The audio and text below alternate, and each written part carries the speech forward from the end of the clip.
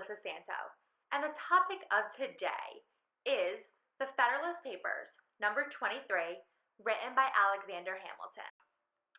The moment in time revolving around the Constitution consisted of diverse controversies, ceaseless altercations, and the emergence of two of the most infamous political parties, Federalists versus Anti-Federalists.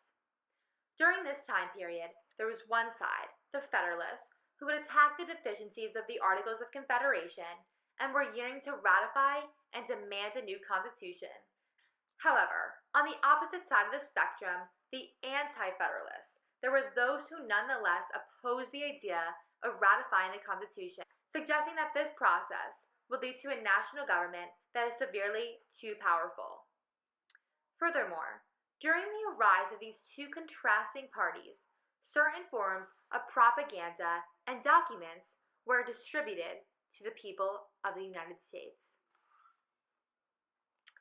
These documents were illustrated in order to persuade the people to take a stand and choose a side that will construct a beneficial future for their country. In particular, one piece, known as the Federalist Papers, were a series of 85 essays influencing and urging the citizens of New York to authorize the new United States Constitution. These papers were written by three of the most well-known Federalists, including Alexander Hamilton, James Madison, and John Jay. Particularly, Alexander Hamilton constructed 52 of the essays within the piece itself. More specifically, he wrote essay number 23, which analyzes and resolves the controversies surrounding the national government and the role it shall pursue in the future. In an excerpt from the Federalist Papers, Hamilton writes as follows.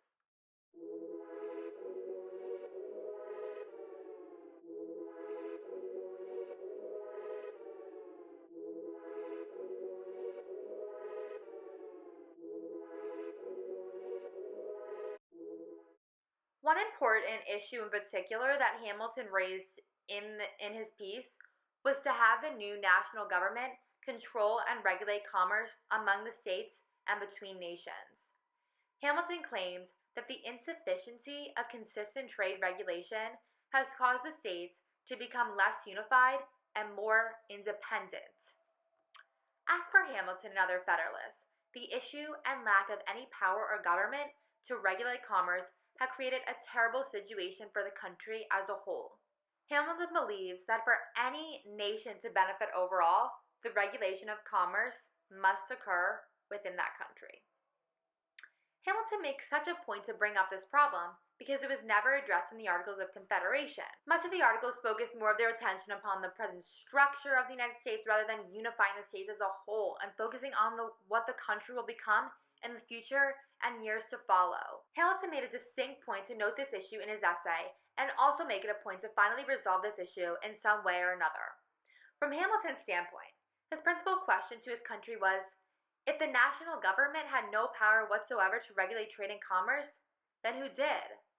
He was making a distinct point to the people of his country that it is significantly important for the government to regulate this trade, or perhaps the country will enter a deep period of decadence. However, as many probably already know, Hamilton was extremely stubborn. He wanted what he wanted, and he was willing to pursue his desires and goals no matter who stepped in his way. So his stubbornness and obstinate personality definitely urged him to pursue his beliefs towards this topic, regardless of the opinions around him. In another excerpt from his piece, Hamilton writes,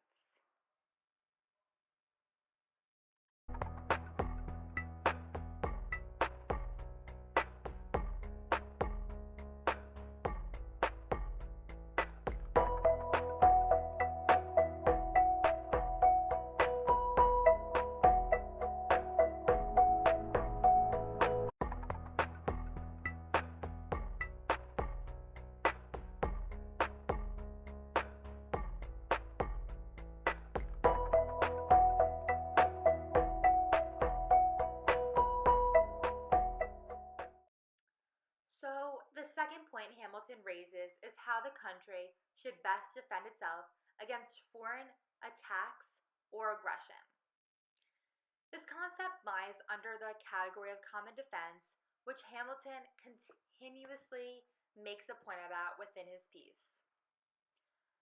Towards the beginning of the essay, Hamilton notes the essential factors existing for the common defense, including raising an army, build and equip fleets, prescribe rules for the government of both, direct their operations, and provide for their support.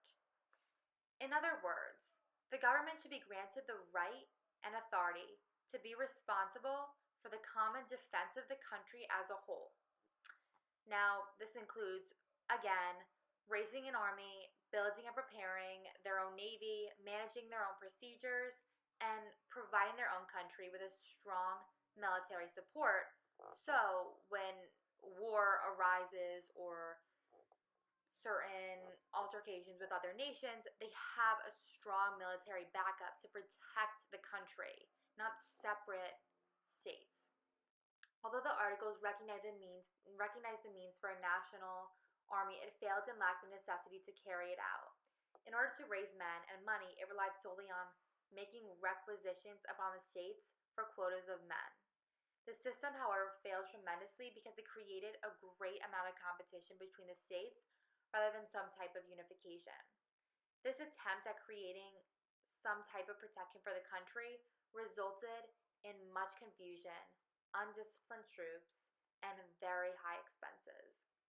Furthermore, although Hamilton proposed this idea and concept within his piece, another infamous Federalist, James Madison, mentioned previously, stated this idea in Federalist Papers number 41, when he mentioned that the powers falling within the first class are those of declaring war and granting letters of marque, approving armies and fleets, of regulating and calling forth the militia, of levying and borrowing money. Now, he too made a distinct point that the federal government should be granted more power than what is simply stated in the articles. Upon suggesting the idea of a national military for the country, Hamilton makes a distinct point. That is, the means ought to be proportioned to the end. In other words, Hamilton means that if it is agreed that the national government is responsible for the safety of the people, then it must have the power to raise an army, build and equip fleets, as well as provide protection for the country overall. Hamilton was an influential and authoritative Federalist during this time. He was an educated man and certainly used this to pursue his position and entice his country to follow in his beliefs. So a third excerpt from the papers is as follows.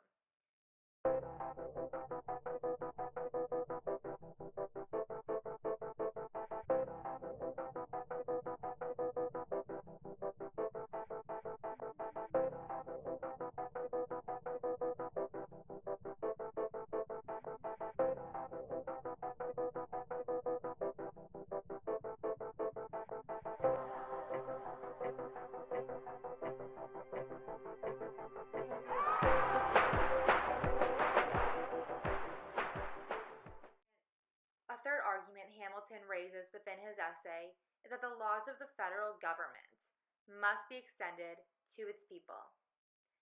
In this case, he feels as though in order to find and accomplish success within the country, the people and states should be unified as a whole, not as separate states. For example, in one case, Hamilton argues that we must discard the fallacious scheme of quotas and requisitions as equally impracticable, and unjust.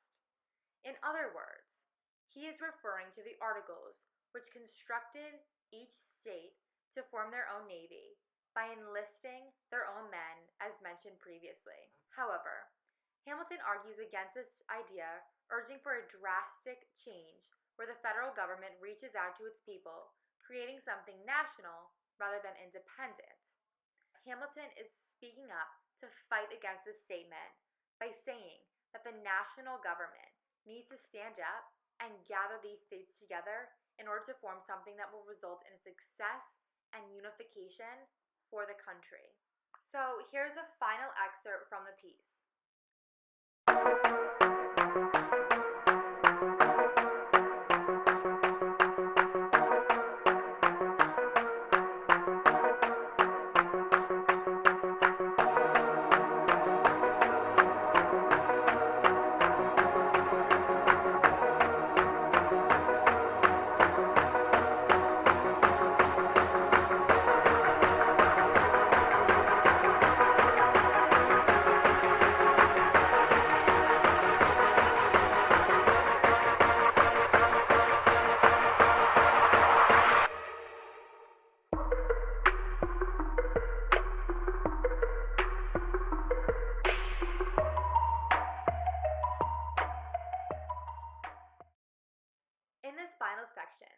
Hamilton states the overall importances and significances of the national government.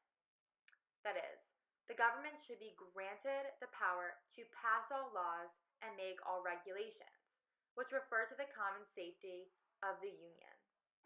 Hamilton makes a distinct point within the excerpts that if people disagree and argue that the federal government should not be given these powers, then they are painfully fallacious and incorrect.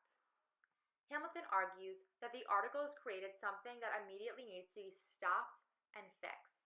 For example, not creating a national military, or perhaps refusing to grant the national government the ability to regulate trade and commerce. It was these specific and significant issues stated in the Articles that enticed Hamilton to take a stand and publicize his own opinions and issues that were to be solved. For Hamilton, the Articles created through his eyes a government that would never conquer success, or achieve it for that matter. However, it was his responsibility to solve these problems immediately, which he willingly states in the excerpt above. In summary, Hamilton certainly raised some very important points and arguments in not just this particular essay, but others written by himself as well. He provided the people with the knowledge they need to see why the Constitution must be ratified. Not only that, but Hamilton continued to explain why his particular position and ideas would help the country benefit in the long run. As Pierce Butler once said, we must follow the examples of Solon, who gave the Athenians not the best government he could devise, but the best government they could receive.